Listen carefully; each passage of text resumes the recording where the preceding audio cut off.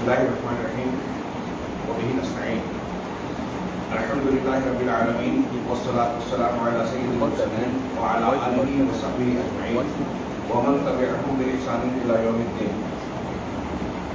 A'udzu billahi minash shaitanir rajim. Bismillahirrahmanirrahim. Fas'alu ahla dzikri in kuntum la ta'lamun. जामे मस्जिद अहले हदीस शिवपुर के जिम्मेदारान मुसल्लियान, मेरे बुजुर्गों भाइयों, अल्लाह रब्बुल आलमीन का बड़ा एहसान और उसका बहुत बड़ा इनाम है कि उसने हमें और आपको दीन इस्लाम का मानने वाला बनाया। इस दीन की जो दुनिया में तमाम अदयान में अल्लाह का पसंदीदा दीन, इस अजीम शान नेमत में भी मजीद जबरदस्त इनाम ये फरमाया कि हमें उस दीन को, खालिस दीन को मानने वाला बनाया जो अल्लाह तबारक व तआला ने जनाब मुहम्मद रसूलुल्लाह सल्लल्लाहु अलैहि वसल्लम पर नाज़िल फरमाया और हुक्म दिया कि तबिउ मा उनज़िला इलैकुम मिन रब्बिकुम व ला तत्तबिउ मिन दुनिहि औलिया, कि जो तुम्हारे परवरदिगार की जानिब से नाज़िल किया गया है उसकी इत्तिबा करो।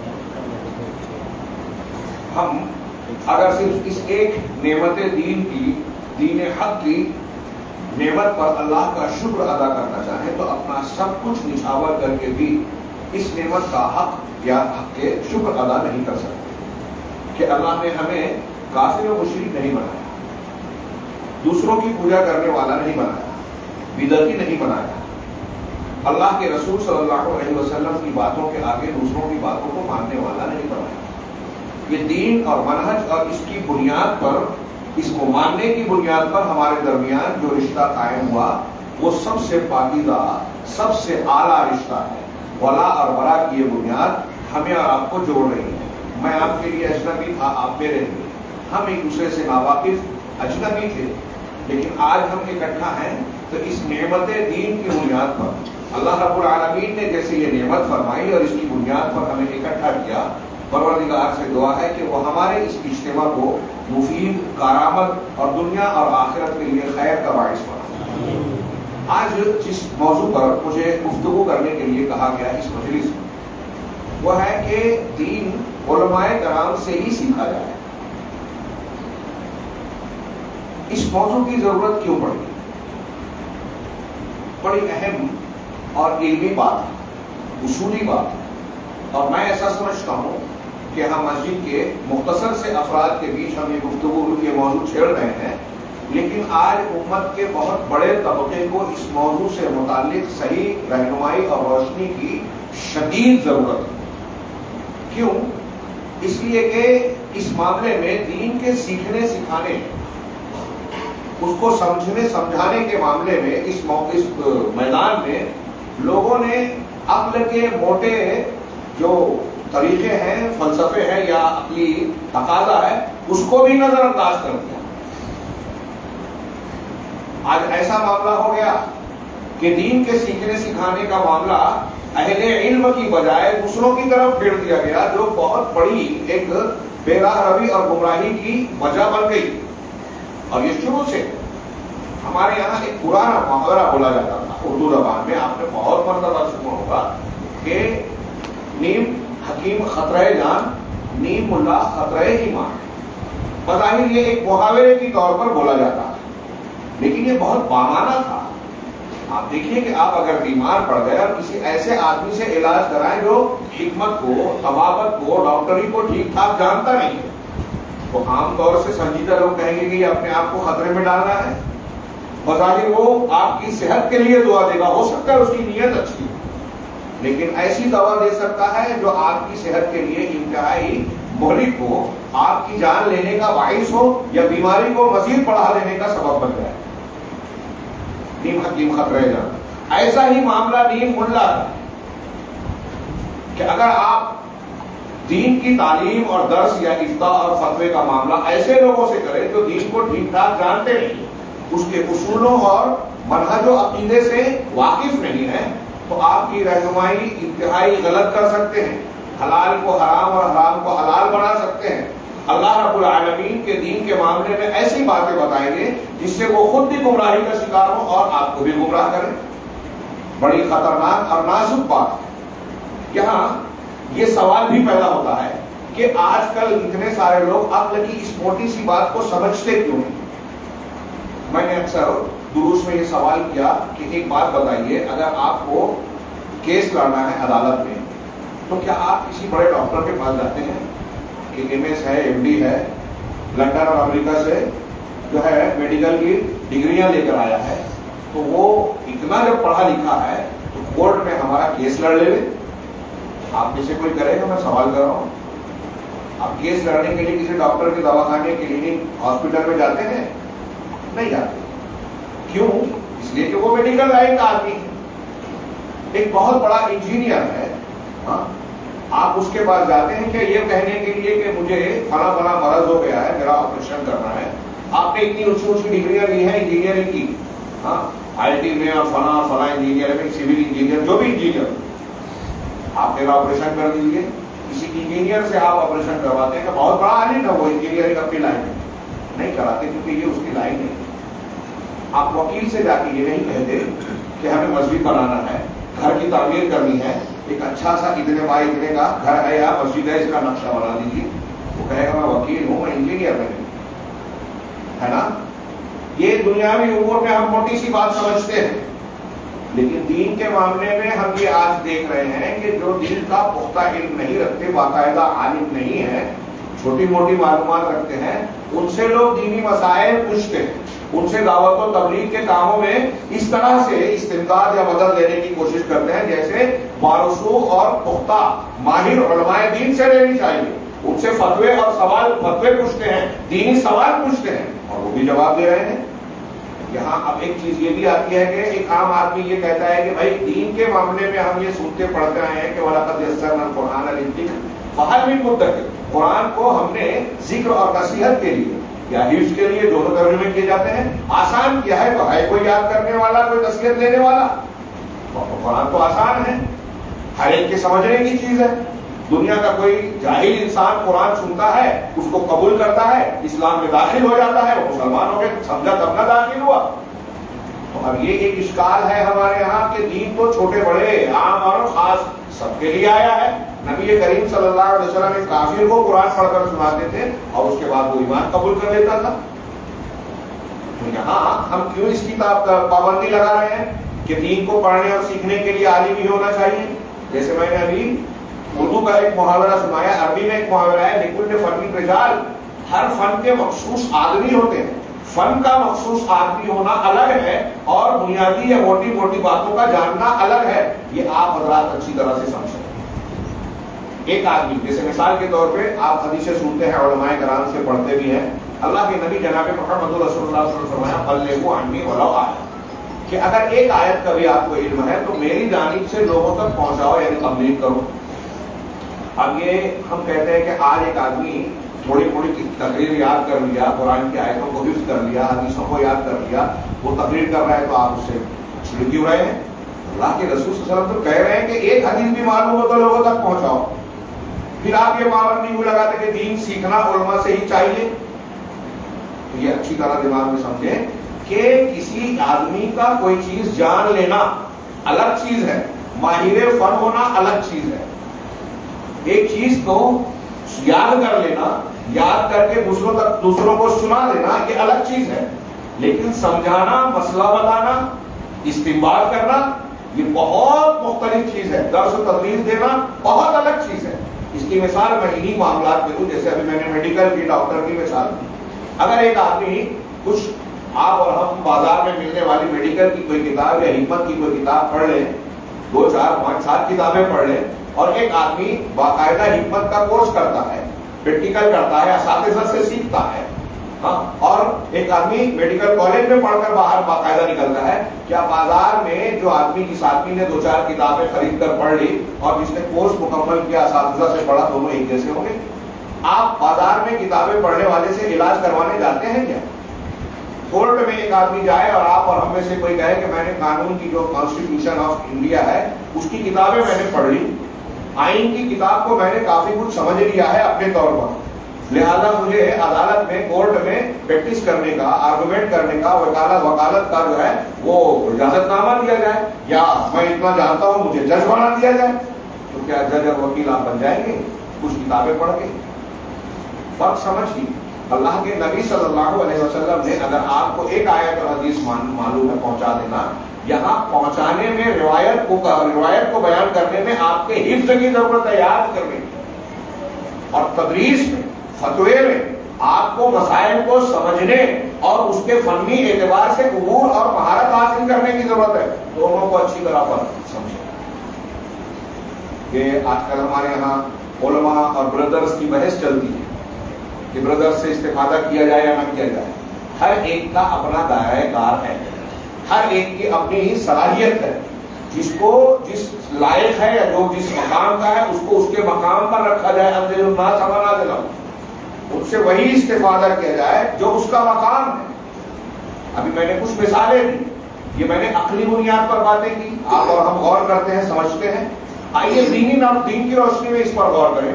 میں نے دین کی روشنی میں بتایا کہ اگر آپ کو ایک آیت معلوم ہے تو دوسروں تک پہنچائے۔ اللہ کے رسول صلی اللہ علیہ وسلم نظر اللہ امرأ سمع مقالتی ثم وعاها فقد دعا الى من لم يسمعها، کہ اللہ اس شخص کو تر و تازہ رکھے جس نے میری کوئی حدیث سنی، سمع مقالتی، میری کوئی بات سنی، پھر اس کو یاد رکھا، اور پھر جس نے نہیں سنا ہے اس تک پہنچایا۔ فرب حامل فقہ، کہ کچھ ایسے فقہ کو اٹھانے والے ہیں، یعنی علم کو اٹھانے والے، کہ وہ اس تک پہنچاتے ہیں جو اس سے زیادہ فقہ والے ہیں، سمجھ والے۔ یعنی میں ایک آدمی کو ایک حدیث پہنچا رہا ہوں تو ممکن ہے، میں نے صرف یاد کیا، ممکن ہے جس کو میں نے پہنچایا ہے وہ مجھ سے زیادہ سمجھتا۔ اور کیا آپ نے کہ یہاں روایت کو بیان کرنے کے لیے صرف یادداشت ضروری، میں نے پہنچا دیا، مجھے یاد تھی، میں نے پہنچا دیا، میں اس پر حکم لگا رہا ہوں یا اس کے اندر سے مسائل مستنبط کر رہا ہوں، یہ میرا کام یا میری صلاحیت نہیں ہے۔ جس نے سنا ہے ہو سکتا ہے مجھ سے زیادہ سمجھتا، یہ پہنچانے والی بات نہیں۔ اب فنی اعتبار سے یہ قرآن کی ایک آیت اور ایک حدیث میں نے پیش کی، اب فنی اعتبار کو اللہ کے رسول کو فرمان پیش کیا۔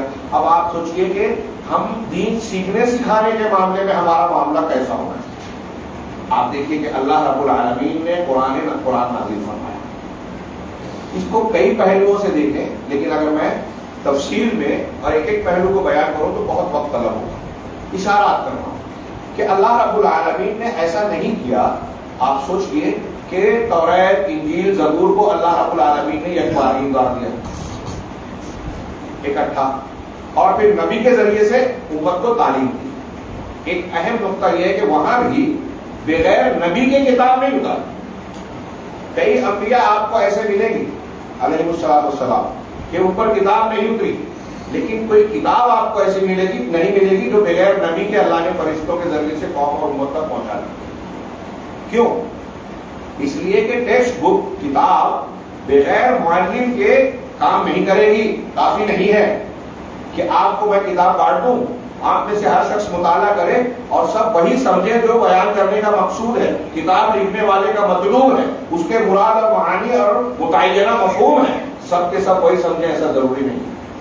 لہذا کتاب کے ساتھ سمجھانے والے کی ضرورت ہے، یعنی معلم کی ضرورت ہے۔ تو یہ انبیاء کرام کا معاملہ، جہاں تک قرآن چونکہ یہ آخری کتاب، اور اللہ رب العالمین نے بیان فرمایا کہ اس کے بعد کوئی کتاب اور آپ صلی اللہ علیہ وسلم کے بعد کوئی نبی آنے والا نہیں ہے۔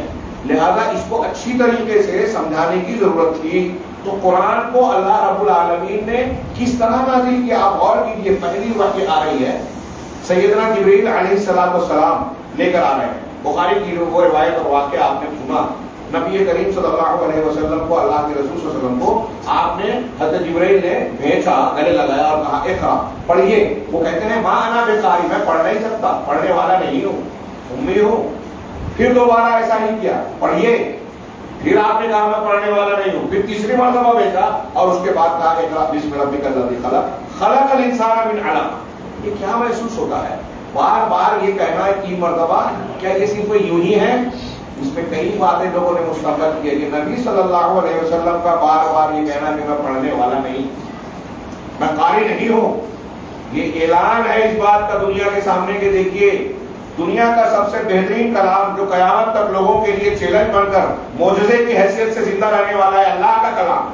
یہ محمد کا کلام نہیں ہے. محمد تو وہ ہے جو پڑھتے پڑھنا بھی نہیں جانتے علیہ السلام. اب ان پر یہ قرآن دیا جا رہا ہے تو کیسے دیا جا رہا ہے؟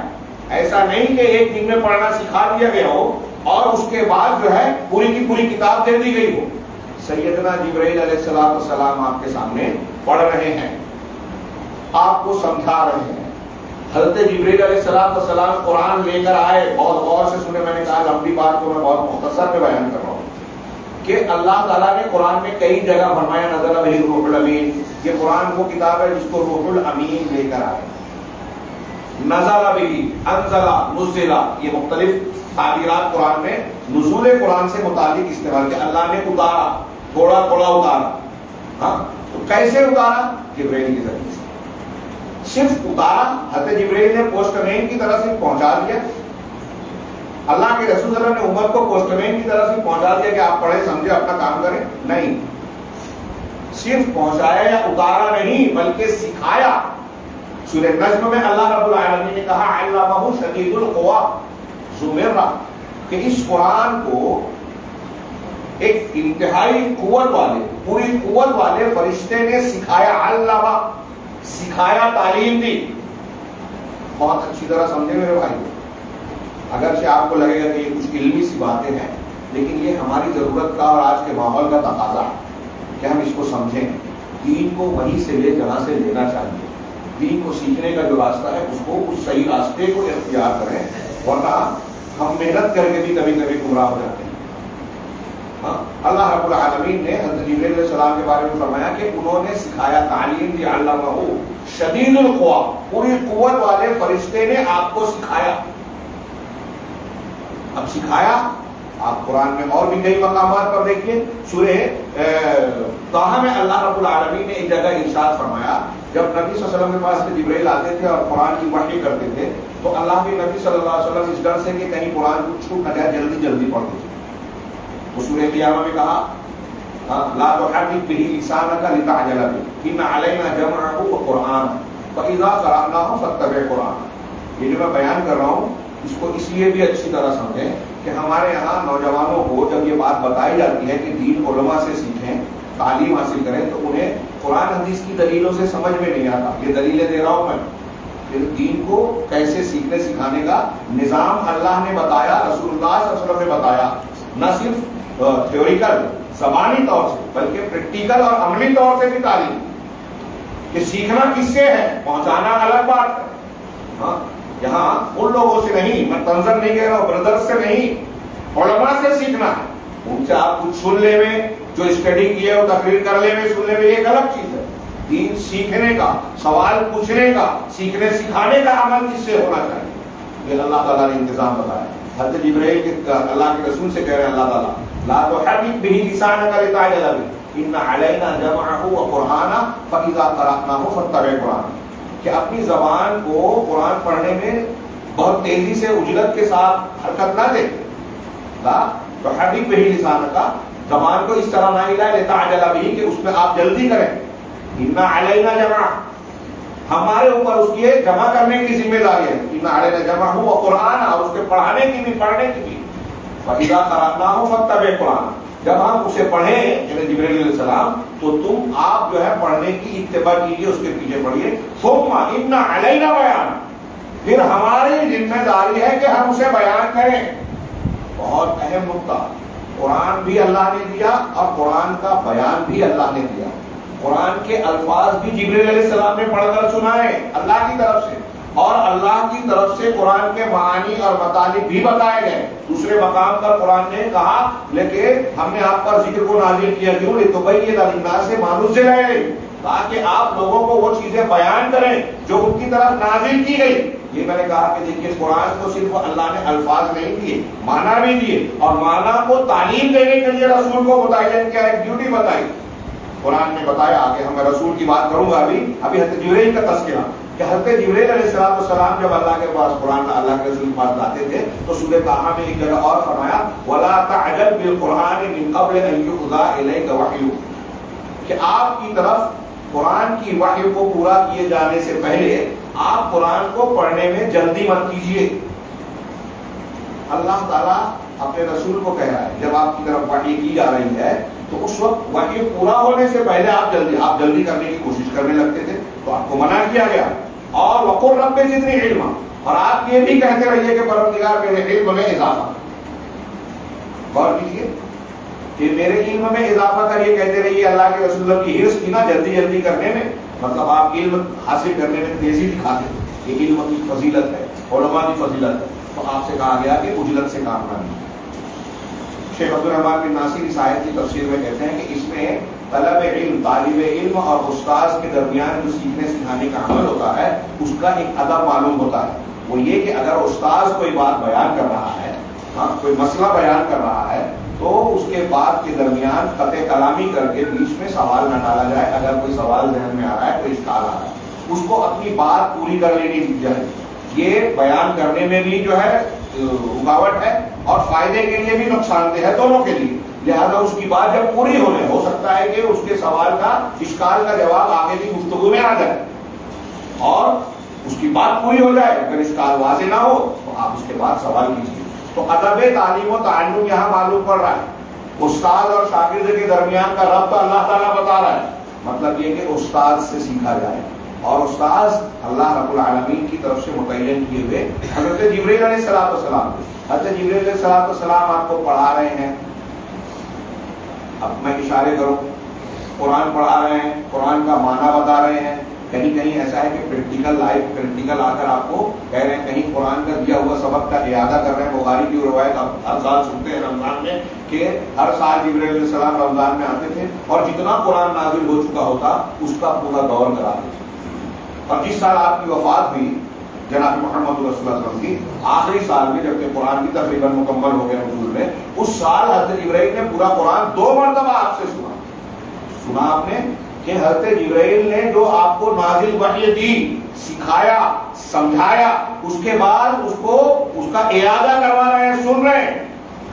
اور پھر اللہ کے نبی صلی اللہ علیہ وسلم گاہے بگاہے صحابہ کرام سے سنتے تھے. عبداللہ بن مسعود سے کہا کہ مجھے قرآن پڑھ کے سنا. آپ پر قرآن نازل ہوا اور میں سنا. سورہ نساء پڑھی اور وہ آپ کی آنکھیں اشکبار ہو گئی. وہ جو حتیٰ نامے کو دیکھنے کا کیا ہے, وہ جتنا بھی کہا اعلیٰ شہیدہ والی آیت تک جب پہنچے, تو اس وقت آپ دیکھا کہ آنکھیں اشکبار, اللہ کے رسول نے روک دیا. اس میں ذمہ داری بتائی گئی. آپ حضرت عبداللہ بن مسعود سے سن رہے ہیں, کیوں سن رہے ہیں؟ بخاری مسلم کی روایت ہے کہ حضرت ابی بن کعب رضی اللہ تعالیٰ عنہ سے اللہ کے رسول نے کہا کہ تم مجھے قرآن لم یکن الذین کفروا پڑھ کر سناؤ. انہوں نے کہا اللہ کے رسول آپ صاحب قرآن ہیں, میں آپ کو سناؤں. کہا اللہ نے مجھ سے کہا ہے کہ میں آپ سے قرآن سنوں. لم یکن الذین کفروا. حضرت ابی نے کہا کیا اللہ نے میرا نام لیا ہے؟ کیا اللہ نے میرا نام لے کر کہا ہے کہ مجھ سے سنو؟ کہا آپ کا نام لیا ہے. حضرت ابی خوشی سے رونے لگے, آنکھوں سے آنسو جا رہے. اللہ رب العالمین کسی بندے کا نام لے کر کہے ان سے قرآن سنتے, اتنی عزت کی بات ہے کہ قرآن سے یہ عزت نہیں, قرآن کے عالم ہونے کی وجہ سے عزت نہیں. اور اللہ کے رسول صلی اللہ علیہ وسلم کو اللہ کی طرف سے یہ کہنا, جہاں اس بات کا کی سند ہے کہ حضرت ابی قرآن کے علم میں بہت اعلیٰ ہے, وہیں اس بات کی طرف بھی اشارہ ہے کہ قرآن کو سیکھنے سکھانے کا عمل تعلیم و تعلم کے ذریعے سے کرتے رہنا چاہیے. آپ سبق دے رہے اس کے بعد سنیں, یہ طریقہ کار ہو. قرآن کو اللہ تبارک و تعالیٰ نے توریت انجیل زبور کی طرح ایک بار بھی نازل نہیں کیا, اس کی کی وجہ کافروں کے اعتراض کی شکل میں جواب دیتے ہوئے اعتراض کا ذکر کر کے سورہ فرقان میں اللہ نے فرمایا وقال الذین کفروا، کہ کافروں نے جن لوگوں نے کفر کیا انہوں نے کہا لولا نزل علیہ القرآن جملۃ واحدہ، کہ ایسا کیوں نہیں ہوا کہ محمد صلی اللہ علیہ وسلم پر قرآن ایک بار ہی اکٹھا نازل ہو گیا ہو، ایک ساتھ کیوں نہیں آ گیا؟ تو اللہ تبارک و تعالیٰ نے کہا جواب دیا کذالک لنثبت بہ فؤادک ورتلناہ ترتیلا، ہاں ایسے ہی ہم نے قرآن کو تھوڑا تھوڑا بتایا کہ اگر آپ کو کوئی سبق لوگوں کے دماغ میں بٹھانا ہے، سیکھنے والوں کے ذہن نشین کرانا ہے، اچھی طرح سے یاد کرانا ہے، سمجھانا ہے، تو اکٹھا آپ اس کے سامنے القاء نہ کریں، بلکہ تھوڑی تھوڑی تعلیم، تھوڑا تھوڑا درس دیں، اسباب جو جستا جستا تھوڑا تھوڑا بھی اللہ تعالیٰ معلم بنانا، پھر قرآن سے متعلق پریکٹیکل بتانا، نماز کی تعلیم دی گئی تو حضرت جبرائیل علیہ السلام پریکٹیکل آ کے نماز پڑھ کر بتا رہے ہیں، معراج میں جس رات نماز فرض کی گئی 50 کو 5 کیا گیا، پھر اس کے بعد دوسرے دن کہتے ہیں، بعض روایتوں میں ہے دوسرے دن، اور بخاری مسلم میں تو اس کے وقت کی تعین کے بغیر ہے کہ حضرت جبرائیل علیہ السلام نے نبی صلی اللہ علیہ وسلم کو 2 روز 5 وقت کی نماز پڑھائی، پہلے دن 5 نمازوں کو اول وقت میں پڑھایا، دوسرے دن 5 نمازوں کو آخری وقت میں پڑھایا اور کہا الوقت بین ہذین، یہ 2 دن میں نے جو نمازیں پڑھائی ہیں اللہ کے رسول، یہ نماز کے اوقات ان دونوں کے بیچ میں ہیں۔ آپ دیکھیے کہ نماز کے اوقات کی بھی تعلیم دی جا رہی ہے اور پڑھا کر دکھانے میں نماز کے طریقے کی بھی تعلیم دی جا رہی ہے۔ یہ اللہ کی طرف سے نماز کا طریقہ آیا اور اللہ کے رسول صلی اللہ علیہ وسلم نے ہم کو اور آپ کو امت کو کہا صلو کما رأیتمونی اصلی، نماز ویسے پڑھو جیسے مجھے دیکھا۔ تعلیم دیکھیے، تعلیم اور طریقہ دیکھیے۔ اب میں نے پہلا اسٹیپ بتایا کہ جبرائیل علیہ السلام کو اللہ نے نبی صلی اللہ علیہ وسلم کا معلم بنایا، معلم قرآن اور معلم شریعت۔ اس کے بعد جناب محمد رسول اللہ صلی اللہ علیہ وسلم کو معلم کائنات اور معلم امت بنایا۔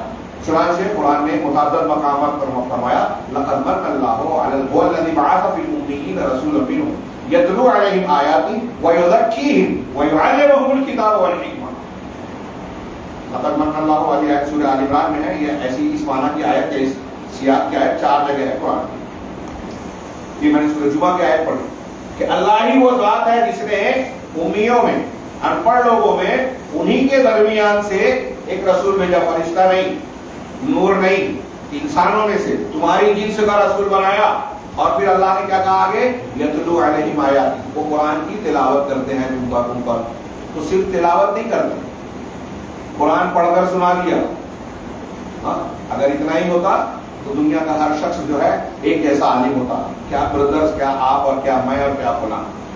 علماء میں غیر علماء میں کوئی فرق نہیں ہوتا، جو قرآن پڑھنا سیکھ گیا بس اتنا کافی ہو گیا، اس میں بھی نہ پڑھنے والے الگ ہو جاتے، لیکن جو قرآن سیکھ گیا۔ لیکن اللہ کے رسول صلی اللہ علیہ وسلم کا عمل کیا بتایا کہ یتلو علیہم آیاتی، اللہ کی آیتوں کی تلاوت کرتے ہیں، ویزکیہم، اور ان کا تزکیہ کرتے ہیں، صفائی کرتے ہیں، تربیت کرتے ہیں۔ اور تیسرا کام جو بتایا وہ ہمارے موضوع سے متعلق ہے وَيُعَلِّمُهُ الْكِتَابَ وَالْحِکْمَةَ، کہ یہ رسول الکتاب اور الحکمہ کی تعلیم دیتے ہیں ان کو۔ نبی صلی اللہ علیہ وسلم قرآن اور حدیث کی تعلیم دیتے ہیں۔ دیکھیے اللہ کے نبی صلی اللہ علیہ وسلم کی تعلیم کا طریقہ کیا تھا۔ میں نے کچھ باتیں جو پہلے بیان کی اور اس میں ذکر آیا کہ اپنے صحابہ کرام سے آپ پوچھتے تھے، پریکٹیکل میں کر کے بتاتے تھے، ان کو مختلف مقامات پر جو ہے سمجھاتے تھے۔ خواتین میں بھی آپ نے مقرر کیا دین اور وہاں جا کر ان کو بھی دین کی تعلیم دیتے تھے۔ آپ نے کہا خذوا عنی مناسککم، مجھ سے اپنے حج کے ارکان سیکھ لو، لے لو۔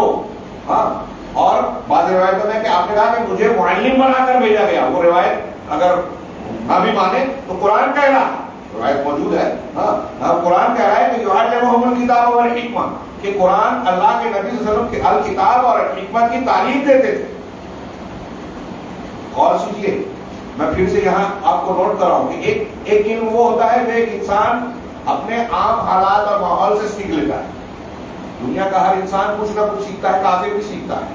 قرآن نے کہا واللہ اخرجکم من بطون امہاتکم، سورہ نحل کی بڑی مشہور ہے کہ اللہ وہ ذات ہے جس نے تم کو تمہاری ماؤں کے پیٹوں سے نکالا، پیدا کیا۔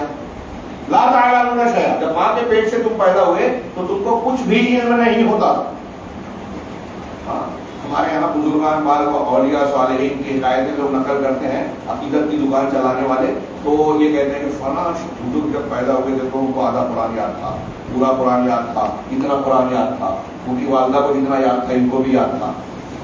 اگر یہ آپ مان لیتے ہیں تو آپ قرآن کی بات کو رد کر رہے ہیں.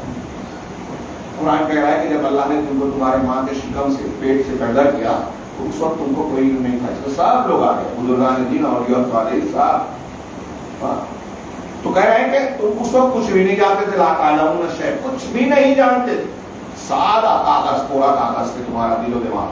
آگے اللہ نے وجعل لکم السمع والابصار والافئدہ، لیکن اللہ نے تمہارے لیے کان بنائے، آنکھیں بنائی اور دل بنائے.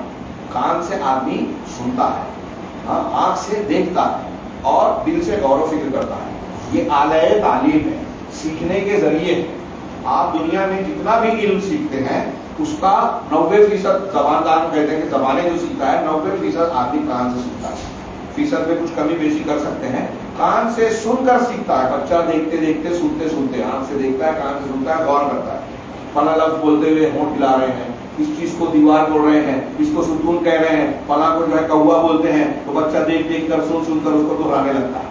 تو اتنا شعور اگر بچے کو آ گیا اور وہ اپنے ماں باپ کی زبان بولنے لگا، تو کیا آپ اور ہم اس بچے کو بولتے ہیں کہ یہ اردو زبان میں بات کر رہا ہے، یہ بنگلہ زبان میں بات کر رہا ہے، سعودی عرب یا عرب ملک میں رہنے والا عربی زبان میں بات کر رہا ہے تو وہ عالم ہو گیا؟ عربی زبان جانتا ہے اس لیے ہم اس سے قرآن حدیث سیکھ سکتے ہیں. یہ غور کیجیے، میں کیٹیگری بتا رہا ہوں. ہر صاحب علم کا درجہ مقام ہے. کچھ چیزیں بچپن سے آدمی سیکھ لیتا ہے، ماحول سے سیکھ لیتا ہے. کچھ لوگ مخصوص ماحول میں رہتے رہتے ہیں. ایک آدمی دواخانے میں ملازمت کرتا ہے تو وہ انجیکشن لگانا یا کچھ چیزیں، پٹی کھولنا، سلائن لگانا نکالنا اور کچھ ڈاکٹروں کے کچھ کام وہ سیکھ لیتا ہے. وہاں وارڈ بوائے بھی، کمپاؤنڈر بھی، اور وہاں کا کام کرنے والا انسان بھی. لیکن ہم اسے ڈاکٹر نہیں سمجھتے. علماء اور بردرز میں آپ یہی فرق سمجھتے کہ کچھ چیزیں آپ نے سیکھ لی ماحول کے مطابق، اس کو ماہر فن نہیں کہتے، اس کو معلم کا درجہ نہیں دیتے. صحابہ کرام میں آپ دیکھیں کہ لوگ کچھ سیکھنے کے لیے نبی کریم صلی اللہ علیہ وسلم کی طرف رجوع کرتے تھے. اور عام صحابہ کرام عام حالات میں اور بعد کے حالات میں ان صحابہ کرام کی طرف رجوع کرتے تھے جو علماء صحابہ ماہرین فن ہوا کرتے تھے. یہ ایک کامن بات ہے. بہت سے لوگ حدیث سے پوچھنے کے لیے حضرت ابو ہریرہ رضی اللہ تعالیٰ عنہ، حضرت ابن عباس رضی اللہ تعالیٰ عنہ، حضرت زید رضی اللہ تعالیٰ عنہ، حضرت عمر فاروق کے پاس، حضرت معاذ بن جبل، حضرت عبادہ بن صامت، حضرت عبداللہ بن مسعود رضی اللہ عنہم. یہ جو علماء صحابہ جن میں سے میں نے چند کا نام لیا، ان علماء صحابہ کی طرف رجوع کیا کرتے تھے. سب سے نہیں پوچھا جاتا تھا اور سب لوگ فتویٰ نہیں دیتے تھے. اور ان علماء میں بھی اگر کسی سے فتویٰ پوچھا گیا اور اس کو علم نہیں ہوتا تو وہ جواب نہیں دیتا تھا. یہ اہم نقطہ ہے. ایک روایت بعض حدیثوں میں حضرت عمر سے اور بعض میں حضرت ابوبکر صدیق سے مروی ہے کہ ان سے پوچھا گیا، سورہ عبسہ وتولى میں ہے نا، وفاکہۃ وابا، کہ ہم نے میوہ اور سبزی پیدا کی، ایک گھاس ہے ابا. تو کسی نے آگے پوچھا، حضرت ابوبکر صدیق یا عمر فاروق میں سے زیادہ تر مشہور حضرت ابوبکر صدیق سے روایت ہے کہ سیدنا ابوبکر صدیق سے کہا کہ یہ ہم واقعہ تو جانتے ہیں کہ میوے کو کہتے ہیں، لیکن یہ ابا کیا ہے جو اللہ نے فرمایا کہ ہم نے تم کو فاقہ میوے دیا اور ابا دیا، اس کا مطلب کیا ہے، اس کی مراد کیا ہے؟ حضرت ابوبکر صدیق کا جو جواب ہے وہ اہل سنت والجماعت کا اصول بن گیا. تفسیر کے اصولوں میں سے ایک اصول بن گیا کہ اللہ اور رسول کی باتوں میں ایک انسان کو کیا موقف، کیا طریقہ اختیار کرنا چاہیے جواب دینے میں. آج ہمارے یہاں لوگ جرت کرتے ہیں، علم نہیں ہے، عالم نہیں ہے، فتوے دے رہے ہیں. حضرت ابوبکر صدیق کا یہ جواب دیکھیے، وہ کہتے ہیں ایُّ السماء تضلنی وایُّ ارض تقلنی اذا قلت فی کلام اللہ ما لا اعلم. کہ کون سا آسمان مجھے پناہ سایہ دے گا، کون سی زمین مجھے پناہ دے گی جب میں اللہ کے کلام کے بارے میں وہ بات کہوں گا جو میں نہیں جانتا. بغیر علم کے اگر اللہ کے کلام کے بارے میں کوئی بات کہوں گا تو مجھے کہیں ٹھکانہ بچنے کی جگہ نہیں ملے گی. کون کہہ رہا ہے؟ صدیق اکبر، نبی صلی اللہ علیہ وسلم کے بعد اس امت کی سب سے افضل شخصیت، کہ اللہ کے کلام میں اپنے دماغ سے بات نہیں کہنا چاہیے. وَلَا تَقْفُ مَا لَيْسَ لَكَ بِهِ عِلْمٌ، جس چیز کا تمہیں علم نہیں ہے. قرآن کی آیت ہے سورہ بنی اسرائیل میں، ہاں جس کا علم نہیں ہے اس کے پیچھے نہ پڑو. ان السمع والبصر والفؤاد کل اولئک کان عنہ مسئولہ. یقیناً کان، آنکھ اور دل و دماغ، اس کے تعلق سے تم سے سوال کیا جائے گا. یہ کوئی چھوٹی بات نہیں ہے دین کے بارے میں کوئی جواب دینا. حضرت امام احمد بن حنبل رحمہ اللہ کہتے تھے کہ اس آدمی کو فتویٰ دینا نہیں چاہیے. آج کے علماء کنارے لگ جائیں گے، بردرز کی بات چھوڑیے. اس آدمی کو فتویٰ دینا نہیں چاہیے جو کم سے کم 1,00,000 حدیث کو سند، متن اور معنی مفہوم کے ساتھ نہ جانتا ہو، حفظ نہ رکھتا ہو. کوئی نہیں بیٹھے گا آج تو. حضرت عبداللہ ابن مسعود صحابی رسول، علماء صحابہ میں سے، سابقون الاولون میں سے.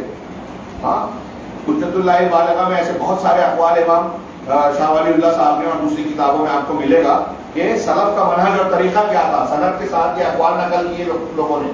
حضرت عبداللہ ابن مسعود رضی اللہ عنہ کہتے تھے کہ جب مجھ سے کوئی حلال حرام کے بارے میں سوال کرتا ہے تو میرے رونگٹے کھڑے ہو جاتے ہیں. یہ جو آپ کہتے ہیں کہ بردرز کی تقریر سننا چاہیے، یا کوئی بھی ملک ایک آیت کو، کچھ حدیث کو سنتا ہے لوگوں تک پہنچا سکتا ہے، وہ غور سے سنیں کہ پہنچانا، کسی حدیث کو، روایت کو سنانا، کمپیریٹیو اسٹڈی کرنا یہ الگ چیز ہے. فتویٰ دینا، قرآن حدیث کے فہم کو جاننا، تدریس اور تعلیم دینا، اتھارٹی کے ساتھ بیان کرنا یہ الگ چیز ہے. حضرت ابن مسعود اور ان کا کیا مقام ہے؟ لیکن کہتے ہیں کہ جب مجھ سے کوئی حلال حرام پوچھتا ہے تو میرے رونگٹے کھڑے ہو جاتے ہیں. امام شعبی، عامر بن شرحبیل بہت بڑے تابعین ہیں. لگ بھگ میں سمجھتا ہوں، مجھے یاد پڑتا ہے کہ 200 صحابہ کرام سے ملے، بہت سے لوگوں سے روایتیں سنی شاکر لوگ. وہ کہتے ہیں کہ ہمارے زمانے کا معاملہ یہ تھا، حال یہ تھا کہ اگر کوئی انسان فتویٰ پوچھنے کے لیے آتا، سوال کرنے کے لیے آتا، تو ایک عالم اس کے دوسرے عالم کے پاس بھیجتا کہ ان کے پاس جاؤ، ان سے زیادہ علم والے. دوسرا تیسرے کے پاس بھیج دیتا، تیسرا چوتھے کے پاس. گھومتے گھماتے وہ پہلے کے پاس آ جاتا. امام شافعی رحمہ اللہ فرماتے ہیں کہ ایسا وہ اس لیے نہیں کرتے تھے کہ اللہ کے علم کو، دین کے علم کو چھپانا مقصود ہوتا تھا، یا وہ جانتے نہیں تھے، بلکہ وہ ڈرتے تھے. ڈرتے تھے کہ اللہ تعالیٰ کے دین کے بارے میں مجھ سے سوال کیا جا رہا ہے، اگر میں نے غلطی سے غلط جواب دے دیا تو اللہ کے یہاں مجھے پکڑ لو گے کیا جواب دیا. محمد بن منکدر وہاں یہ بھی تابعین ہیں. یہ کہتے ہیں کہ اگر کوئی شخص فتویٰ دے رہا ہے، حلال حرام کے بارے میں، کسی کے بارے میں، شریعت کے بارے میں بیان کر رہا ہے، سوال کا جواب دے رہا ہے، تو غور کر لے، سوچ لے. اس لیے کہ جب وہ دین کے بارے میں بات بتا رہا ہے تو اللہ کے اور بندے کے درمیان میڈیٹر اور نمائندہ بن رہا ہے.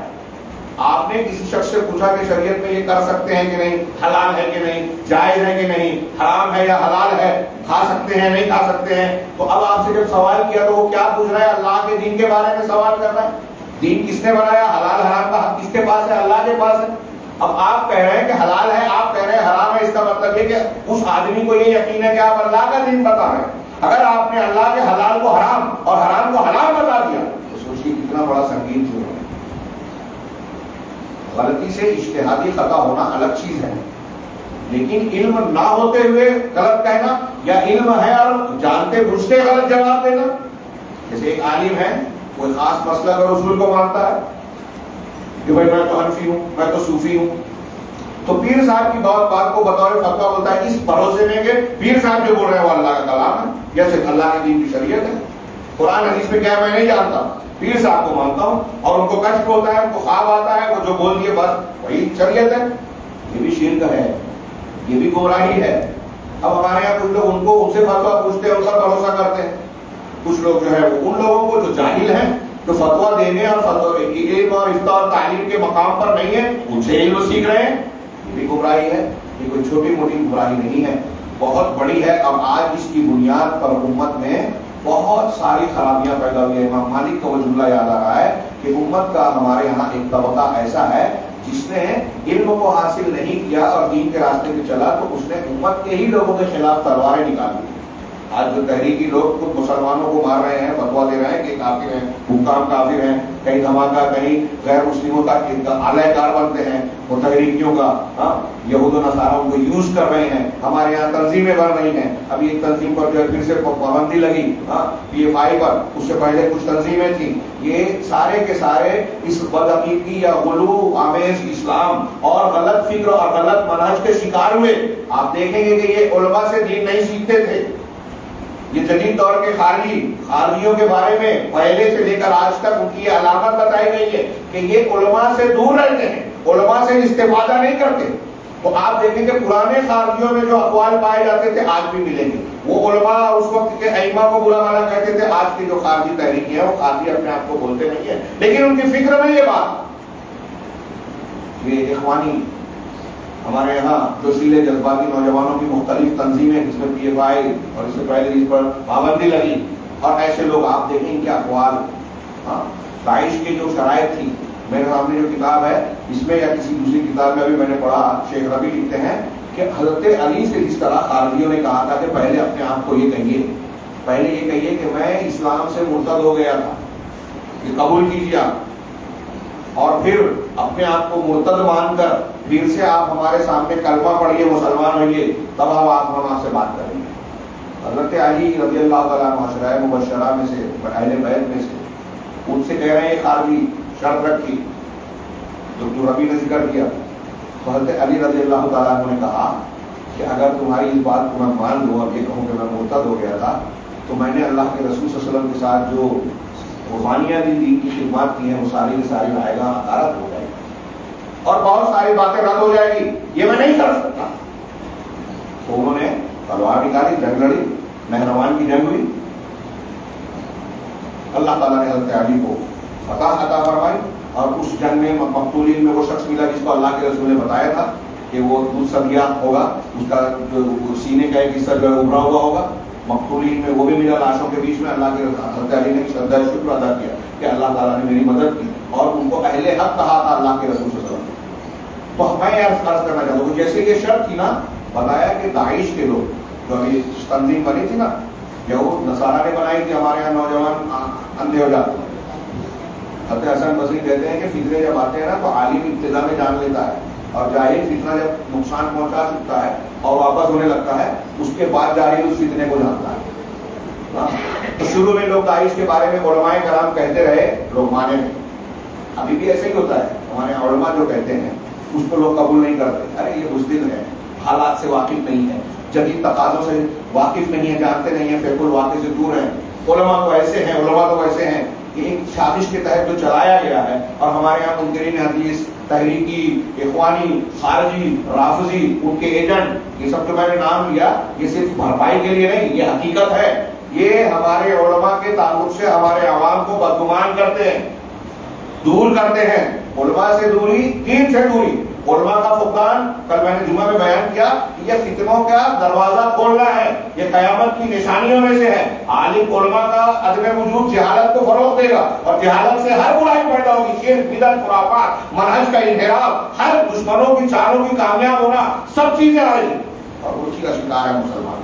بات تھوڑی ادھر اس طرح سے آگے بڑھ گئی کہ آپ یہ ان مسائل سے جڑے ہوئے مسائل کو سمجھ سکتے ہیں کہ ہم جو بات کر رہے ہیں وہ خالی پھولی نہیں ہے۔ آج ہماری زندگی سے کتنے بڑے خطرات اس سے جڑے ہوئے ہیں، اس پہلو کو نظر انداز کرنے کی وجہ سے۔ تو میں عرض یہ کر رہا تھا، کہا تھا کہ علماء سے، صحابہ کرام میں اور اس زمانے میں ایک طریقہ اور وسیلہ یہ تھا کہ حلال حرام کا فتویٰ دینے سے ڈرتے تھے۔ میں آج دیکھتا ہوں ہمارے کچھ بھائی، ان کی نیت اچھی ہو سکتی، ایڈوکیٹ فیض صاحب اور ڈاکٹر ذاکر نائک صاحب اس سے پہلے تھے، اور ایسے کئی لوگوں کو میں نے دیکھا، یہ ہمارے بھائی ہیں، ہم کو اللہ گواہ ہے دل میں ان کے تعلق سے بغض نہیں ہے، اور میں ذاتی طور سے ان پر اٹیک نہیں کر رہا ہوں، لیکن یہ دین کا تقاضا ہے یہ بیان کریں کہ ہم ان کو دیکھتے ہیں کہ وہ سوال کیے کر رہے ہیں حلال حرام کا، دین کے مسائل کا، اصول و ضوابط کا، منہجی امور کا جواب دے رہے ہیں۔ ایسے مسائل میں وہ جواب دے رہے ہیں پبلکلی جس میں علماء بھی احتیاط کرتے ہیں۔ میں نے ابھی کچھ سلف کا قول بتایا نا، حضرت عبداللہ ابن مسعود، حضرت امام احمد بن حنبل، امام صاحب، ان کو چھوڑیے، آج کے زمانے میں اپنی بات کہہ رہا ہوں، چھوٹا عالم ہوں میں، لیکن اللہ گواہ ہے کئی مقامات پر۔ کل ہمارے یہاں کھانے پینے کے درمیان کچھ سوالات کیے گئے ہیں، دیوالی اور اس کی مٹھائی اور اس سے متعلق، میں یہ کوشش کر رہا تھا کہ میرے اگرچہ شاگرد ہیں اور کچھ تعلق والے علماء ہیں، یہ جواب دے دے، مجھے جواب نہ دینا پڑے، واللہ فتویٰ دینا الگ چیز ہے، تقریر کرنا یا کچھ مسائل جو ہم نے جانا ہے اسٹڈی کرنا بیان کرنا الگ چیز ہے. حلال حرام بولنا اور پھر اس کے مالہ معالے کو جانے بغیر کئی مسائل ایسے ہوتے ہیں کہ آپ ایک حالات میں ایک ہی فتویٰ ہر حالت میں نہیں دے سکتے. عام طور سے کچھ تفصیلات ہوتی ہیں. ایک جاہل آدمی کو آپ دیکھیں گے کہ کسی مسئلے میں ایک پہلو کی حدیثیں آیتوں کو جانا, اب اس کے سامنے جب سوال اٹھا فوراً حکم لگا دیتا ہے, فوراً فیصلے ٹھوک کے کہتا ہے میں یہ کہتا ہوں یہ حرام ہے, میں یہ کہتا ہوں یہ حلال ہے, جبکہ اس کی مختلف شکلیں ہو سکتی ہیں. ابھی قرآن میں آپ دیکھیں گے کہ جو بدعتی فرقے گمراہ ہوئے, اب ایک آیت ہے لیسا کمثلہ شیء وہو السمیع البصیر. اللہ تعالیٰ کے اسماء و صفات کے بارے میں یہ اہل سنت و جماعت کا دستور کہلاتی ہے یہ آیت. پہلا ٹکڑا ہے کہ اللہ کے جیسا کوئی نہیں, دوسرا ٹکڑا ہے کہ وہ سننے والا دیکھنے والا ہے. یہاں تفصیل کا موقع نہیں ہے, میں صرف یہ بتانا چاہ رہا ہوں کہ جہمیہ اور ان کے موافقین جو اللہ کے اسماء اور صفات میں اس گمراہی کا شکار ہوئے کہ اللہ کے اسماء و صفات کا یا تو انکار کر دیا یا اس کی تعویل کی, تحریف کی, تو انہوں نے اس ٹکڑے کو لے لیا کہ اللہ کے جیسا کوئی نہیں. تو اگر جیسا کوئی نہیں ہے تو انہوں نے کہا کہ اب اگر ہم اللہ کو کہتے ہیں کہ وہ حی ہے اور ہم بھی حی ہیں, اللہ کا ہاتھ ہے قرآن میں ہے اور ہمارا بھی ہاتھ ہے, جب اللہ کے جیسا کوئی نہیں قرآن کہہ رہا ہے اور ہم یہ کہیں کہ اللہ کا ہاتھ ہے تو یہ تو اللہ کے جیسا قرار دینا ہو جائے گا, گمراہی ہو جائے گی. اس لیے کہا کہ اللہ کا ہاتھ نہیں ہے, قرآن کا رد کر دیا. اب ید کہا ہے اور یدا مبسوطتان, تو ان کے دونوں ہاتھ کھلے ہوئے, تو کہا کہ یدا سے مراد ہے اللہ کے نعمت اور قدرت. جب نعمت اور قدرت تسنیہ لانے کی کیا ضرورت تھی, کوئی علمی بحث ہو جائے. اللہ تعالیٰ نے قرآن میں کہا کہ میں نے آدم کو اپنے ہاتھوں سے پیدا کیا. اگر نعمت اور قدرت مانا ہی ہوتا تو ابلیس لعنت اللہ علیہ یہ وہ باتیں جیسے یہ آج کل جو مبتلا لاتے ہیں, ابلیس یہ جواب دیتا اللہ نے کہ تو نے آدم کو جو اپنی نعمت اور قدرت سے پیدا کیا تو مجھے بھی تو نعمت اور قدرت سے پیدا کیا, مجھ میں اور اس میں فرق کیا ہے؟ خصوصیت بتائی نا اللہ نے, ماں منعک ان تسجد لما خلقت بیدی, یہ میں ان کا جواب دے رہا ہوں. تو اب انہوں نے ایک ٹکڑا لیا اور اللہ کی صفات کے بارے میں گمراہ ہو گئے. اگلا ٹکڑا چھوڑ دیا بہت سبھی کہ وہ سننے والا دیکھنے والا, سننے والا دیکھنے والا ہے لیکن اس کے جیسا کوئی نہیں. وہ بھی سنتا ہے, ہم بھی سنتے ہیں, لیکن ہمارا سننا اس کی طرح نہیں ہے, اس کا سننا ہماری طرح نہیں ہے. ابھی آپ میری بات سن رہے ہیں, کچھ سنا کچھ نہیں سنا, توجہ ہٹ گئی. اگر 2 لوگ بولنے لگے, 4 لوگ بولنے لگے, سب کی نہیں سنیں گے. ایک فاصلے سے کوئی بول رہا نہیں سنیں گے, اور نہ جانے کیا کیا اس میں ہم تفصیل بیان کر سکتے ہیں. اللہ رب العالمین السمیع ہے, کائنات کی ہر آواز کو سن رہا ہے, ہر آواز کی نیت کو بھی جانتا ہے. ہم یہاں سب جتنے بیٹھے ہیں بلکہ پوری دنیا کے لوگ جو آدم علیہ السلام سے لے کے آخری قیامت تک جتنے انسان اور جنات ہیں سب جمع ہو جائیں, سب اللہ سے دعا مانگے, اللہ سب کی دعا کو سنے گا. نہ صرف سنے گا بلکہ یہ بھی جانے گا کہ کون کس جذبے سے کس نیت سے دعا مانگ رہا ہے. اس کا سننا ہمارا سننا ہی کیسا ہوا ہے. مخلوق کے سننے میں دیکھنے میں صفات میں فرق ہوتا ہے. چیل کی آنکھ, کوے کی آنکھ, الو کی آنکھ, چمگادڑ کی آنکھ, شیر کی آنکھ, گدھے کی آنکھ, سب کی آنکھ ایک ہی ہے, آنکھ کا لفظ ایک ہی ہے, لیکن فلاں کی سب کا معنی بدلتا جا رہا ہے. جب مخلوق کی صفات میں اتنا فرق ہے تو خالق مخلوق کی صفات میں کتنا فرق ہوگا. یہ بات ان عقل والوں نے سمجھی نہیں. لیسا کمثلہ شیء کو پکڑا جس نے اللہ کی صفات کا انکار کر دیا, اور دوسرے لوگوں نے وہو السمیع البصیر, وہ سننے والا اور دیکھنے والا ہے, اس کو جن لوگوں نے پکڑا تو کہا کہ جب اللہ سننے دیکھنے والا ہے, ہم بھی سننے دیکھنے والے ہیں, تو اللہ ہماری طرح سنتا دیکھتا ہے, ہم اللہ کی طرح سنتے دیکھتے ہیں. نعوذ باللہ من ذلک. یہ بھی گمراہ ہو گئے, یہ بھی گمراہ ہو گئے. اہل حق اہل سنت والجماعت نے دونوں ٹکڑوں کو لیا. دیکھیے یہاں اہل علم کا یہ جہمیہ قدریہ, یہاں میں آپ کو بتاؤں, ہاں میرے سامنے جو کاغذات ہیں نا اس میں کچھ مثالیں ہیں بہت ذہین. ہم اور آپ قرآن حدیث کی اس باریکی کو, عربی زبان کی اس گہرائی کو نہیں پہنچ سکتے جو یہ گمراہ فرقوں کے ماہرین کہتے ہیں. کشاف اس کی تفسیر ہے, زمخشری کی کشاف, معتزلی تھا, گمراہ تھا, لیکن اس کی تفسیر کو بہت اچھا عربی زبان کے حساب سے مانا جاتا ہے. میں نے ابھی بیدر کی تقریر میں بیان کیا تھا شیخ دکتور ربی کے حوالے سے, سیر و اعلام النبلاء میں امام ذہبی نے ذکر کیا کہ ابن ماوردی بہت صحیح, بہت اعلیٰ دماغ, ان کے دماغ کی اور ذہانت کی مثالیں بیان کی جاتی تھی. لیکن آگے انہوں نے بیان کیا امام ذہبی نے ان کی ذہانت کے اقوال نقل کرنے کے بعد کہ اس ذہانت پر اللہ کی لعنت ہے، اس سے محروم رکھنا بہتر ہے جو انسان کو گمراہی سے نہ بچا سکے، ذہین ہونے کے بعد بھی گمراہ ہو جائے، اور وہ موٹی عقل اور بیوقوفی جو بہت گہرائی نہیں رکھتی ذہانت، لیکن انسان کو ایسے عقل والے کو جو نجات دلاتے ہوئے حق پر قائم رکھے وہ قابل مبارکباد ہے۔ تو آج پرانے جو گمراہ فرقے تھے، اشعری، ماتریدی، کلابیہ، جہمیہ، معتزلہ، رافضیہ، صوفیت اور مختلف، اور جدید دور کے جو نئے بدعت والے ہیں وہ اخوانی ہو، صوفی ہو، تصوف میں نئے فرقے والے ہوں، نئی تنظیمیں ہوں، سروری ہوں، قطبی ہوں، جماعت اسلامی، فلاں تنظیم، فلاں جماعت تنظیم، یہ پرانی بدعت والے ہو یا نئے بدعت والے، آپ ان کے یہاں دیکھیں گے کہ ذہانتیں ہیں، دعوے ہیں، ڈگریاں ہیں، قرآن حدیث کی تفسیر بیان کرنے میں ان کے یہاں بڑی خرابیاں پائی جاتی ہیں۔ بہت زیادہ ہو گیا جی، میرے پاس مضمون ابھی بہت کچھ باقی ہے۔ اللہ کے نبی صلی اللہ علیہ وسلم، جی کیا کہہ رہے ہیں، کتنے وقت اور جاری رکھ سکتا ہوں؟ 2 کھل کے بولیے، کوئی مسئلہ نہیں، 2 بجے تک 5 منٹ کہہ لو، 5 منٹ۔ حالانکہ جو مضمون ہے میرے پاس وہ بہت سارا ہے، سلف کے تعلق سے جو باتیں ہیں، علماء کے احترام کے ضمن میں، جیسے اللہ تعالیٰ نے فرمایا کہ اطیعوا اللہ و اطیعوا الرسول واولی الامر منکم، اللہ کی اطاعت کرو، رسول کی، اور اولو الامر کی۔ اب اولو الامر کون ہے؟ اس میں عمراء اور حکام کے ساتھ علم والوں کا بھی ذکر ہے، تو اس سے پتہ چلا جو علم والا اعلیٰ مقام کا ہوگا، انما یخشی اللہ من عبادہ العلماء کے معیار کا، اس کی پیروی کرنی ہے، لیکن قرآن و حدیث کی تابع داری کے ساتھ۔ قرآن حدیث کے خلاف جائے گا تو اس کی بات کو چھوڑ دیا جائے گا، وہ کتنا بڑا بھی امام ہو، ہوا میں بڑے پانی کے چلے، اس کی بات قرآن حدیث کے خلاف نہیں چلے گی۔ تو اولو الامر کی بات، یہ اس بات کی علامت ہے کہ اہل علم کی بات کو ماننا قرآن کا حکم ہے، قرآن و حدیث کے تناظر میں۔ اس کے علاوہ قرآن میں آپ کو بہت جگہ ملے گا اللہ کے انبیاء کو خطاب کر کے اللہ نے کہا۔ دیکھیے میرے پاس کئی آیتیں تھی، وقت نہیں ہے، اس لیے مضمون کو صرف بیان کر دوں، آپ قرآن میں پڑھتے رہیے کہ انبیاء سے کہا کہ اللہ نے جو نازل کیا آپ اس کی اتباع کیجیے اور لوگوں کی احوا کی اتباع نہ کیجیے۔ وَلَئِنِ اتَّبَعْتَ أَهْوَاءَهُمْ مِن بَعْدِ مَا جَاءَكَ مِنَ الْعِلْمِ، کہ آپ کے پاس علم آنے کے بعد اگر آپ ان کی خواہشات کی، احوا کی پرستی کی پیروی کرو گے، إِنَّكَ إِذًا لَمِنَ الظَّالِمِينَ، تو آپ ظالمین میں سے ہو جائیں گے۔ تو اب یہ آپ دیکھیں کہ علم کے مقابلے میں اللہ نے احوا کا ذکر کیا، کاش تفصیل کا موقع ہوتا ہے۔ علم کیا ہے جو اللہ نے اتارا، احوا کیا ہے جو اس کے خلاف ہے۔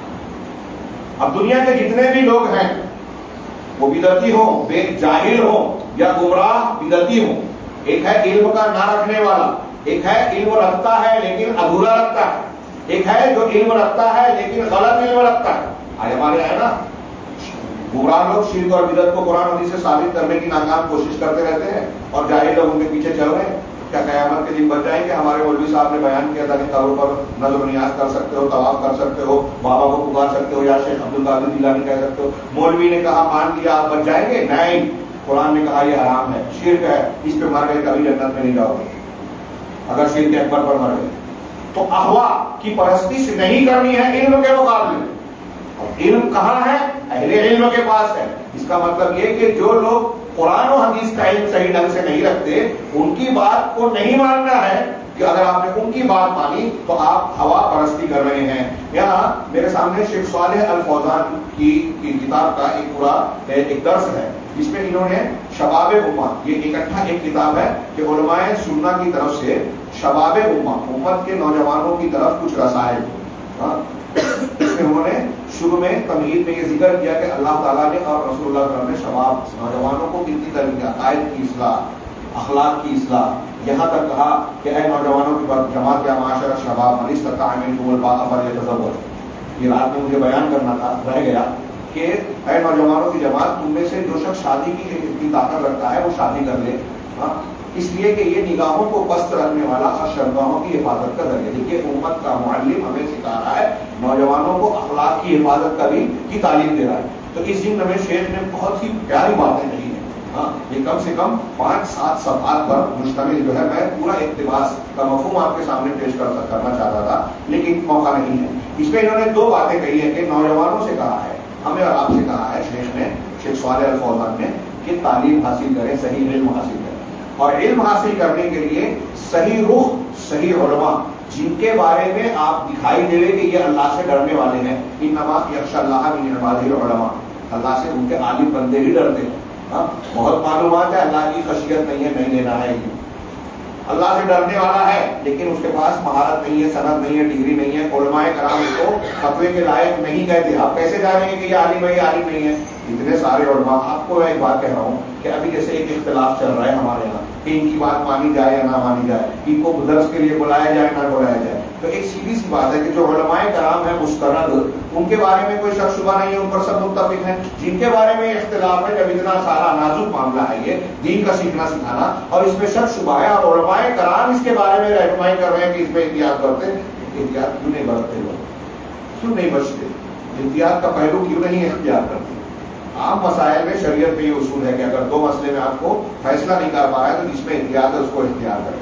تو یہاں کیا ہے، اگر آپ کسی شخص کو اچھی نیت سے بلا رہے، وہ بھی اچھی نیت والا ہے لیکن غلط دین، کم معلومات کی وجہ سے غلط فتویٰ دیتا ہے، غلط معلومات دیتا ہے، تو کس کا نقصان ہے اس میں؟ ہم اور آپ کہہ رہے ہیں میں یہ بیان کر رہا ہوں یا علماء کرام بیان کر رہے ہیں، تو کیا ان سے دشمنی ہے یا اس میں ہمارا کوئی فائدہ ہے؟ آپ کا کوئی نقصان؟ کیا کس پر ہمارے میں فائدہ ہے؟ یہ شریعت کی ذمہ داری ہے۔ تو شیخ نے بھی بڑی عاجزی سے کہا اور پھر علماء کی پہچان بھی بتائی کہ دوسرے علماء جن کو بتا رہے ہیں کہ فتویٰ دینے کے لائق ہیں، یہ قابل استفادہ ہیں، معلم ہو سکتے ہیں، ایسے معتبر علماء جو دنیا میں موجود ہیں، اگرچہ بہت کم ہے لیکن ہیں، ان سے استفادہ کیا جائے۔ چنانچہ علم کو علم کے ذریعے سے دروس کی شکل میں، محاضرات کی شکل میں، جمعہ کے خطبوں کی شکل میں یا دوسرے مقامات پر جہاں دین سیکھا جاتا ہے، وہاں بہتر سے بہتر ماہر اور معتبر علماء، اللہ کی خشیت رکھنے والے علماء سے استفادہ کیا جائے۔ یہاں میں بات اگرچہ وقت ہو گیا لیکن 2 نقطہ شیخ نے بتایا تو اس کا صرف سرسری ذکر کر دوں کہ دین سیکھنے کے سلسلے میں 2 منحرف چیزیں ہیں، اس کو میں یہاں توجہ دلانا چاہتا ہوں نوجوانوں سے۔ تو یہ انہوں نے ڈیٹیل میں کہا ہے، میں 2 جملے میں کہوں۔ پہلی چیز یہ کہ کتابوں سے استفادہ، آج کل نیٹ کا زمانہ ہے، یہ نیٹ پر ادھر ادھر چلے گئے یا کیسٹ سن لی تو کسی عالم، بڑے عالم کی کیسٹ سن لی، کتاب پڑھ لی اور یہ سمجھ لینا کہ ہم عالم ہو گئے۔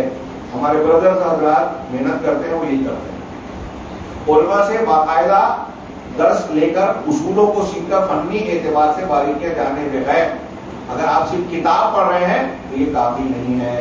شیخ نے اس کی تفصیل بیان کرتے ہوئے یہ بتایا کہ دیکھیے طریقہ کار سلف سے خلف تک یہ ہے کہ علماء سے ملاقات کی جائے، ان سے استفادہ کیا جائے، ان سے سیکھا جائے۔ اگر صرف کتاب ہی کافی ہوتی تو دیکھیے قرآن کی بات ہم نے پڑھی، وہ محدثین جو ہے محدثین کے پاس جاتے تھے، اس کے علاوہ وہ خوارج کے بارے میں حدیث میں موجود ہے کہ وہ قرآن تم سے بہتر پڑھ، تم اپنا قرآن کا پڑھنا ان کے سامنے بہت حقیر سمجھو گے لیکن ان کے حلق کے نیچے قرآن نہیں اترے گا۔ تو پتہ یہ چلا اللہ کے رسول کی حدیث سے کہ صرف پڑھ لینا یہ سند نہیں ہے۔ کسی نے اگر پڑھ لیا علماء کی کتاب یا قرآن حدیث کے ترجمے کو آپ کے سامنے تقریر میں بیان کر دیا تو وہ اس کے لائق نہیں ہو گیا کہ آپ کو دین سکھائے، معلم بنے یا مفتی بن کر آپ کو فتویٰ دے، حلال حرام بیٹھے، بہت اچھی طریقے سے سمجھے۔ یہ پہلی چیز جو بیان کی، اس پر انہوں نے کئی دلیلیں بیان کی ہیں۔ دوسری بات انہوں نے کہی کہ نوجوانوں سے کہی کہ دعات ضلالت، جو گمراہی کی دعوت دینے والے ہیں، آج بہت زیادہ ہو گئے ہیں، ان سے اے نوجوانوں تم ہوشیار رہو۔ اللہ کے رسول صلی اللہ علیہ وسلم کی حدیث ہے کہ میں اپنے امت پر، آپ لوگوں کے بارے میں گمراہ کرنے والے اماموں سے ڈرتا ہوں۔ اللہ کے رسول نے کوئی خانہ چھوڑا نہیں، ہم کو سب بتا دیا۔ تو اس میں ایک اہم بات بتائی کہ گمراہ کرنے والے امام ہوں گے، جہنم کی طرف دعوت دینے والے امام ہوں گے، ہمارے ہی بیچ میں ہوں گے، ہماری زبان پہ بات کریں گے، تو ایسے لوگوں سے ہوشیار رہیں۔ ایک حدیث کے الفاظ ہیں کہ میں اپنی امت پر ایسے منافق سے جو بڑی زبان کا جانکار ہے، فصاحت و بلاغت سے بات کرتا ہے، بڑی اچھی تقریر کرتا ہے، بولنے میں ماہر ہے، اور آج کل اس کو استعمال کرتے ہیں کہ وہ لوگ جو غلط ہیں ان کے پاس ٹی وی چینل، اسباب، اچھا کیمرہ وہ ہے، اور ہمارا نوجوان کہتا ہے کہ دیکھو مولوی لوگ تو پیچھے ہیں، یہ لوگ آگے ہیں، گلیمر کی دنیا ہے۔ یہاں جدیدیت مت دیکھیے، اسباب مت دیکھیے، اصول دیکھیے، علم دیکھیے، دلائل دیکھیے۔ تو شیخ نے اس کو بھی بڑے اچھے طریقے سے بیان کیا، مثالیں دی، طب کی، ڈاکٹری کی، اور پھر قرآن کی ایک آیت سے استدلال کیا کہ اللہ تعالیٰ نے کیا کہا، فَاسْأَلُوا أَهْلَ الذِّكْرِ إِن كُنتُمْ لَا تَعْلَمُونَ۔ اگر علم نہیں ہے تو اہل ذکر سے پوچھو۔ اہل ذکر کون ہے؟ اہل علم ہے، معتبر علماء ہیں، ذکر قرآن حدیث کو کہتے ہیں. جو قرآن حدیث کو سمجھتا ہے، جانتا ہے، اس کو اس سے سوال کرنا چاہیے. لہذا اہل ذکر کا وہ کیا جائے. اور ایک روایت میں اس کا ذکر کر کے بات کو ختم کرتا ہوں. بخاری کی بہت مشہور اور لمبی حدیث ہے کہ ایک آدمی نے 99 قتل کیے تھے. 99 قتل کیے، اس کو ندامت ہوئی اور وہ شخص گیا ایک راہب کے پاس. ایک راہب کے پاس، اگر میں کہوں تو کوئی طنز نہ سمجھے کہ ایک ایسا آدمی جو دیندار تو تھا لیکن عالم نہیں تھا. ہاں، فضائل اعمال والا مان لیجیے کوئی صوفی پیر صاحب یا بردر کہہ لیجیے، ان کے پاس گیا اور پوچھا کہ میں نے 99 قتل کی. یہ میں پھر سے بہت طنز نہیں کر رہا ہوں، سمجھانے کے لیے کہہ رہا ہوں. اشارہ کرو تو لوگ سمجھتے نہیں ہیں. آج کل میں نے 99 قتل کیے، اب میں توبہ چاہتا ہوں. کیا میری توبہ ہے؟ ارے اتنے قتل کیے، کہاں سے توبہ قبول ہوگی؟ ظاہر تھا، فتویٰ دے دیا، اس نے اس کو بھی مار دیا. کہا ایسا نہیں، سینچری پوری ہو جائے، 100 پورا کر دیا. لیکن پھر ندامت بھی ایک عالم کے پاس گیا جس کے پاس علم تھا. بخاری مسلم وغیرہ کی بہت مشہور حدیث ہے، آپ جانتے ہیں. تو اس نے کہا کہ توبہ کیوں نہیں ہے؟ تم ایک کام کرو، جس بستی میں تم رہتے ہو یہ برے لوگوں کی بستی ہے، فلاں نیک اور عابد زاہد لوگوں کی، متقی پرہیزگار لوگ بستی، تم وہاں چلے جاؤ اور اللہ سے سچے دل سے توبہ کرو، انشاءاللہ تمہارا گناہ معاف ہوگا، اللہ غفور رحیم ہے، وغیرہ وغیرہ. تو وہ اپنے گھر سے نکلا، راستے میں اس کی موت ہو گئی. رحمت کے فرشتے آئے کہ ہم اس کی روح لے جائیں گے، توبہ کر کے آیا تھا. عذاب کے فرشتے آئے کہ بڑے گناہ کیا ہے. ہاں، بعض روایتوں میں ہے کہ ایک تیسرا فرشتہ اللہ کی طرف سے آئے. دونوں کے بیچ میں بعض روایتوں میں کہ اللہ کی طرف سے ندا آئی. کیا آئی؟ کہ اس کو دونوں بستیوں سے پیمائش کی جائے کہ جس سے قریب ہوگا ان لوگوں کے ساتھ اس کا انجام کیا جائے. اور اللہ نے نیک لوگوں کی بستیوں کی طرف کے فاصلے کو کہا کہ تو قریب ہو جا، اور اس کو کہا کہ دور ہو جا. اور جب ناپا گیا تو ایک بالش تو وہ نیک لوگوں کی بستیوں سے زیادہ، بستی والوں سے زیادہ قریب تھا. یہ پوری روایت آپ جانتے ہیں. اس پوری روایت کا ماحصل اس میں ایک نقطے کی بات شیخ فوزان نے بیان کی، صالح الفوزان نے، کہ دیکھیے وہ آدمی جو خیر اور جنت کے راستے پر گیا، سچی طلب کے ساتھ گیا تھا، تو کیوں اس کو یہ خیر ملا؟ جب اس نے عالم سے فتویٰ پوچھا، جب اس نے راہب سے، عبادت گزار سے. اس میں شیخ اوزائی اور دوسرے لوگوں کے اقوال دکتور ربی نے پیش کیا ہے کہ ابن سیرین وغیرہ کہتے ہیں کہ یہ دین، یہ جو تمہارا دین ہے نا، یہ اسناد اور یہ تمہارا دین ہے، تم دیکھو کہ اپنا دین کس سے لے رہے ہو. راویوں کو دیکھو، امام مالک، امام ابن سیرین کے اقوال اس سلسلے میں سب بدعتی لوگوں سے دین مت لو، حدیث مت لو، سیکھو مت. اللہ تعالیٰ قیامت کے دن تم سے اس کے بارے میں پوچھنے والا ہے. امام اوزائی کہتے ہیں کہ ایک آدمی بدعت کرتا ہے تو شیطان اس کو عبادت کی طرف لگاتا ہے. ایک حق کا متلاشی ایک عام آدمی جب اس کے پاس آتا ہے تو اس کی عبادت، ریاضت اور نیکیوں کو دیکھ کر اس سے متاثر ہو جاتا ہے. ایسے ہی ہمارے یہاں کیا کہہ رہے ہیں، صوفی لوگ تو تزکیے کی بات کرتے ہیں، فضائل اعمال والے تو وہاں جاتے ہیں جہاں دیہاتوں میں جو لوگ نماز نہیں پڑھتے تھے ان کو مسجد میں لے آیا، فلاں یہ کام کر دیا، فلاں یہ کام کر دیا. تو ایسی کچھ چیزوں کو رجھانے کی بتاتا ہے. وہ ہو سکتا ہے وہ اچھی ہو، لیکن جب وہ اس کے ساتھ ہوتے ہیں تو پھر اپنی ہوا، اغوا اور بدعات و خرافات کے ذریعے اس کو اصل دین اور منہج سے دور کرتا ہے. یہ بہت بڑا المیہ ہے اور ہوشیار رہنے کی ضرورت ہے. تو شیخ نے اس کو ذکر کر کے کہا کہ آج اس کی پابندی نہ کرنے کی وجہ سے ہمارا نوجوان والدین کے ساتھ کی بات نہیں مانتا، علماء کی بات نہیں مانتا، مسجد سے تعلق نہیں رکھتا، اور پھر سری طور سے، خفیہ طور سے ایسے لوگوں سے کانٹیکٹ کرتا ہے، دوسروں کا شکار بنتا ہے، غائب ہو جاتا ہے، جمعہ جماعت چھوڑ دیتا ہے، جماعت کا ساتھ نہیں دیتا، اور پھر پتہ چلتا ہے کہ فلاں جگہ دھماکہ ہوا، وہاں مقتولین میں پایا گیا، فلاں جگہ پولیس نے ریڈ ماری، وہاں گرفتار ہوا، فلاں شخص جو ہے ایسا کیا، اور پھر ماں باپ پریشان رہتے ہیں. امت کو بدنام کرنے کا ذریعہ بنتا ہے. اس سے وہ اپنی زندگی بھی برباد کرتا ہے، اپنے گھر اور اپنی قوم کو بھی نقصان پہنچاتا ہے. اللہ تعالیٰ سے دعا ہے کہ وہ ہمیں دین کو دین کے راستے سے سیکھنے کی توفیق عطا فرمائے، اس کی قدر و قیمت کو پہچاننے اور اس کی قدر دانی کرنے کی توفیق دے دے، اور پھر اس کے اپنی طاقت کے مطابق اس کے حقوق کو ادا کرنے کی توفیق دے. اس کی برکت سے دنیا اور آخرت میں ہمیں کامیابیوں سے نوازے. وآخر دعوانا الحمد للہ رب العالمین.